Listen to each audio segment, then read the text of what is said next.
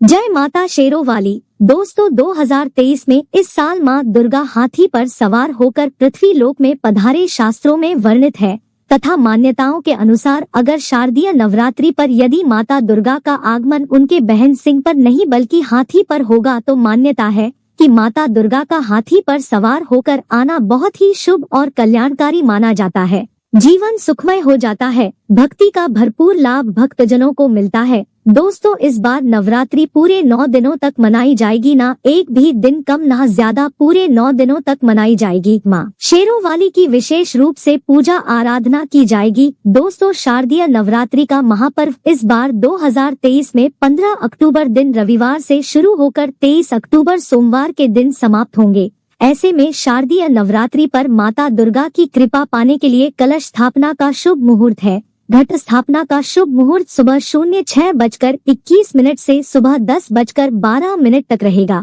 वहीं घट स्थापना का अभिजीत मुहूर्त सुबह 11:44 से 12:30 तक कलश स्थापना का शुभ मुहूर्त रहेगा। तो दोस्तों गुरु जी से सुनते हैं कि वह क्या कहते हैं इसके बारे में, तो आइए दोस्तों जानते हैं।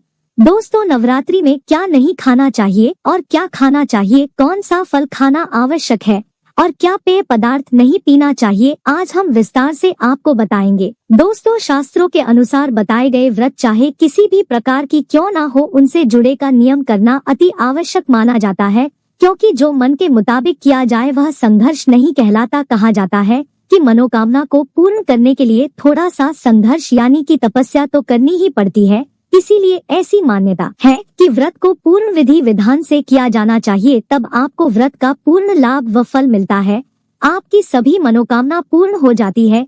इसीलिए सभी शास्त्र यही कहता है कि सच्चे दिल से अगर आपके के मन में ईश्वर के प्रति श्रद्धा हो तो बिन पूजा पाठ के ही सारा फल मिल जाता है, और अगर मन में तनिक भर के प्रति शंका हो तो उस मनुष्य को कई जन्मों तक सुख नहीं मिलता। भागवत गीता में भगवान श्री कृष्ण ने स्वयं कहा था, जो मनुष्य सच्चे हृदय से ईश्वर को पुकारता है तो उसका नाता उस शक्ति से जुड़ जाता है जिसे आपने सच्चे हृदय से पुकारा था। इसीलिए भगवान भी कहते हैं कि सच्चे हृदय से ही ईश्वर को पुकारा तो वह आपकी हर मनोकामना पूर्ण करते हैं। कई लोग ऐसे हैं जो भगवान के सामने घंटों पूजा पाठ करते हैं तथा रोते हैं, फिर भी भगवान उनकी कभी नहीं सुनता। दरअसल जब आप सच्चे मन से ईश्वर को पुकारते ही नहीं है तो भला वह आपकी पुकार कैसे सुनेंगे। दोस्तों यह तो थी वह बातें जो भक्त और भगवान के बीच की है।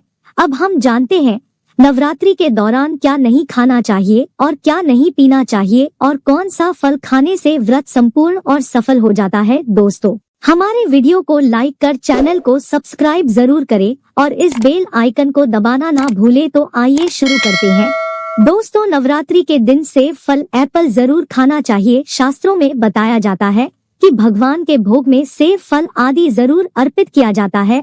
अगर आपका व्रत है तो आपको सेब फल जरूर खाना चाहिए। केला पपीता तरबूज और मीठे अंगूर जरूर खाना चाहिए। इन फलों से व्रतधारी को शक्ति मिलती है और व्रत संपूर्ण हो जाता है। शास्त्रों में बताया जाता है कि नवरात्रों के दिनों में सीताफल जरूर खाना चाहिए। सीताफल खाने से 10 ऐसी बीमारियां हैं जो खत्म हो जाती है। माना जाता है कि नवरात्रों के दिनों में सीताफल का घर में प्रवेश होना बड़ा ही शुभ माना गया है। सीताफल खाने से नवरात्रि का व्रत सफल हो जाता है, क्योंकि इसमें माता सीता का आशीर्वाद मिला हुआ होता है। नवरात्रि के दौरान इसे जो भी खाता है उसे दुखों का सामना नहीं करना पड़ता। सीताफल आपको जरूर खाना चाहिए। दोस्तों और नवरात्रि में व्रतधारी को डब्बा बंद लस्सी, डिब्बा बंद जूस नहीं पीना चाहिए। उसमें कई केमिकल मिले होते हैं जिसके कारण आपका व्रत टूट सकता है। जब भी आप फलों का जूस पिए तो याद रखें उसमें नमक ना डालें, नहीं तो व्रत टूट जाएगा। साथ ही साथ जूस में बर्फ भी नहीं डालना चाहिए। फलों का सादा जूस पीने से व्रत सफल होता है।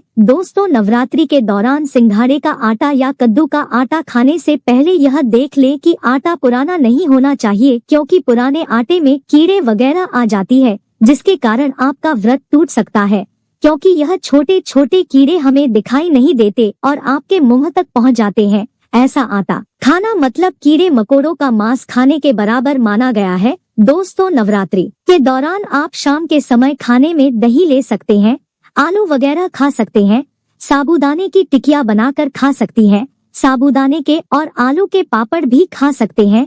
कई सब्जियां तो ऐसी हैं जो नवरात्रि के दौरान भोजन में शामिल कर सकते हैं।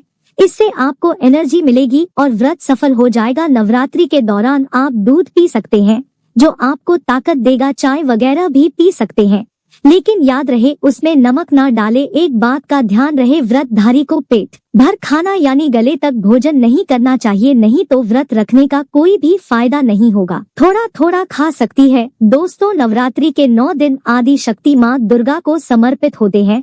नवरात्रि के 9 दिन माता रानी के 9 अलग अलग स्वरूपों का पूजन किया जाता है। नवरात्रि के 9 दिनों में माता रानी को अलग अलग स्वरूप के हिसाब से अलग अलग पुष्प, अलग अलग भोग अर्पित किए जाते हैं। लेकिन क्या आप जानते हैं, कुछ ऐसी वस्तु है जिन्हें नवरात्रि के दौरान भूलकर भी माता रानी को अर्पित नहीं करना चाहिए। अगर इन वस्तुओं को आप गलती से भी माता रानी को अर्पित कर देते हैं तो आपको व्रत और पूजन का पूर्ण लाभ नहीं होगा। इसीलिए माता रानी की कृपा प्राप्त करने के लिए आपको यह जानना अति आवश्यक है कि वह कौन सी ऐसी वस्तु है जो माता रानी के पूजन में भूलकर भी इस्तेमाल नहीं करना चाहिए। तो आइए माँ का जयकारा लगाते हुए वीडियो को शुरू करते हैं।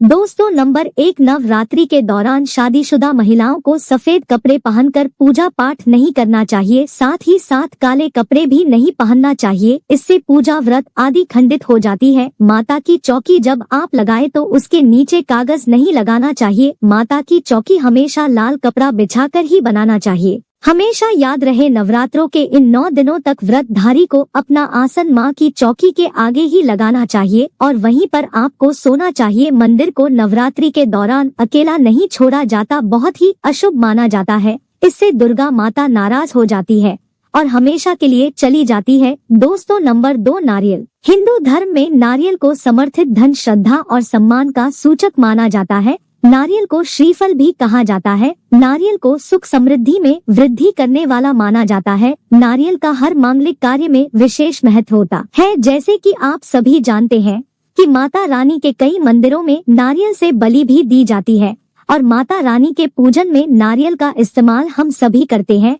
खासकर कलश की स्थापना नारियल रखकर ही की जाती है। माता रानी के पूजन में हम नारियल इस्तेमाल करते समय कुछ गलतियां कर बैठती है। दोस्तों, नारियल कई प्रकार के होते हैं, एक हरा, दूसरा सूखा जिसके अंदर पानी होता है। जिस नारियल के अंदर पानी होता है, माता रानी के पूजन में सदैव पानी वाला और जटा वाला नारियल ही इस्तेमाल करें। नारियल का पूर्ण होना चाहिए, नारियल चटका हुआ या टूटा हुआ नहीं होना चाहिए, क्योंकि साबुत नारियल ही पूर्ण और पवित्रता का प्रतीक होता है। साबुत नारियल ही सुख समृद्धि का प्रतीक होता है। साबुत नारियल को ही श्रीफल यानी कि माँ लक्ष्मी का फल कहा जाता है। नवरात्रि में माता रानी के कलश की स्थापना करते समय जटा वाला यानी पानी वाला नारियल ही कलश पर स्थापित करना चाहिए। साथ ही यह ध्यान रखना चाहिए कि नारियल को स्थापित करने से पहले आप नारियल को लाल कपड़े में लपेटकर उस पर और फिर लाल कलावा लपेटकर आप नारियल को कलश के ऊपर स्थापित करें। शास्त्रों के अनुसार कलश के ऊपर जब सही तरीके से नारियल रखा जाता है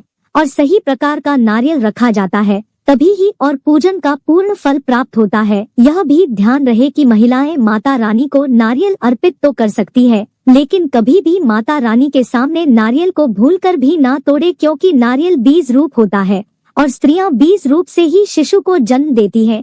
इसीलिए कभी भी महिलाओं को नारियल नहीं तोड़ना चाहिए। दोस्तों, नंबर 3, लौंग। लौंग हम सभी माता रानी के पूजन में इस्तेमाल करते हैं, लेकिन लौंग का इस्तेमाल करते समय एक बहुत बड़ी गलती कर बैठते हैं। हमेशा ध्यान रखना चाहिए कि माता रानी को सदैव फूल वाली लौंग ही अर्पित करना चाहिए। जिस लौंग के ऊपर फूल नहीं होता या फिर जिस लौंग के पीछे लकड़ी की डंडी नहीं होती, उसको आप माता रानी के पूजन में भूलकर भी इस्तेमाल ना करें। फूल वाले लौंग को ही पूर्ण माना जाता है और माता रानी के पूजन में कोई भी अपूर्ण वस्तु, कोई भी खराब वस्तु या टूटे हुए अक्षत इस्तेमाल नहीं करना चाहिए। इसीलिए सदैव माता रानी के पूजन में फूल वाली लौंग का ही इस्तेमाल करें। दोस्तों, नंबर 4, तुलसी के पत्ते अर्पित नहीं करने चाहिए। माँ दुर्गा के पूजन में तुलसी पत्ते का इस्तेमाल करना वर्जित माना जाता है। तुलसी पत्ते के अलावा आंवला भी माता रानी को अर्पित नहीं करना चाहिए और दूर्वा भी माता रानी को अर्पित नहीं करना चाहिए। दूर्वा भगवान श्री गणेश को अति प्रिय है। नवरात्रि में आप भगवान गणेश को दूर्वा अर्पित कर सकते हैं। भगवान विष्णु जी को तुलसी के पत्ते अवश्य अर्पित कर सकते हैं। लेकिन माता रानी को भूलकर भी तुलसी के पत्ते या दूर्वा अर्पित ना करे। माता रानी को सफेद फूल भी अर्पित ना करे। माता रानी को सदैव लाल रंग के फूल अर्पित करने चाहिए। लाल रंग के फूल माता रानी को अति प्रिय है, खासकर माता को गुड़हल और कमल के फूल अति प्रिय है। शास्त्रों में बताया जाता है कि घर में माता रानी की 2 या 3 मूर्तियां या फोटो नहीं होने चाहिए। इस बात का भी आप विशेष ध्यान रखें कि माता रानी के पूजन में कोई भी खंडित चीज इस्तेमाल ना करे। खंडित चीज जैसे कि चटका हुआ या टूटा हुआ दीपक या फिर चटका हुआ कोई बर्तन। साथ ही यह भी ध्यान रहे कि लोहे के और प्लास्टिक के बर्तन आप माता रानी के पूजन में इस्तेमाल ना करें, क्योंकि प्लास्टिक के चाइनीज बर्तन हड्डियों के पाउडर से मिलकर बनते हैं। ऐसा ना करे। ऐसे बर्तनों को माता रानी के पूजन से सदैव दूर रखें। माता रानी को जो पुष्प स्थापित कर रही है उन्हें सूंघ नहीं सकते। सूंघने वाली फूल या गिरे हुए फूल या फिर मुरझाए हुए फूल माता को अर्पित ना करे। दोस्तों कमेंट बॉक्स में लिखे जय माता दी। जानकारी पसंद आए तो एक लाइक करे। आपका एक कमेंट और एक लाइक हमें वीडियो बनाने में प्रोत्साहन देता है। धन्यवाद।